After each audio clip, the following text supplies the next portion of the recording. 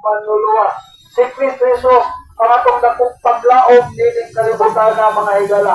Manuman, tungod kay mubalit si Kristo Jesus mga higala sa ikaduhang pagbalit mga higala. So, ang pangutan na mga higala, iluwas ka na ba ni Kristo Jesus?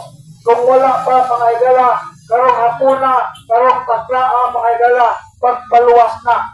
Tuhoy yung nawata si Kristo Jesus, sulod sa imong kasing-kasing o sa imong kinabuhi mga higala. Kaya si Kristo Jesus lang ang nagula sa iyang dugo adto sa cross sa Kalbaryo.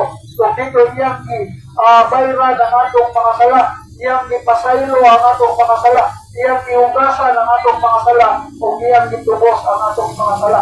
Nawantay siya gilubong kung nabanaw sa tulong ka adlaw mga higala.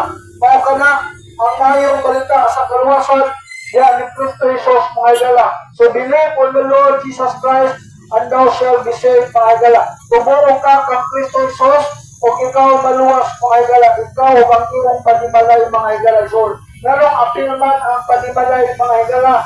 Tungod kay sa diha nga nakaangkon ka sa kaluwasan nga gihatag sa atong Ginoong Dios nga sa Kristo Jesus mga higala.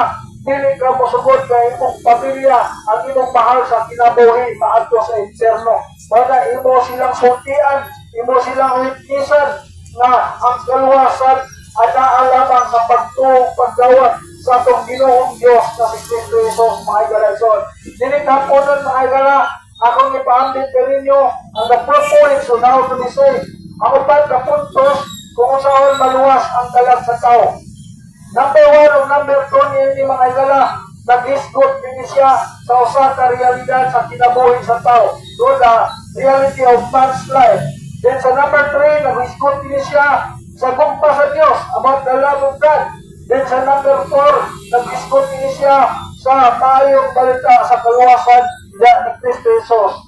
The gospel of salvation in Jesus Christ. Number 1, life is short.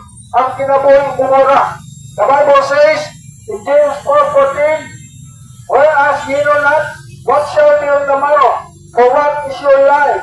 It is even a bit more that appeareth for a little time, and then vanisheth away.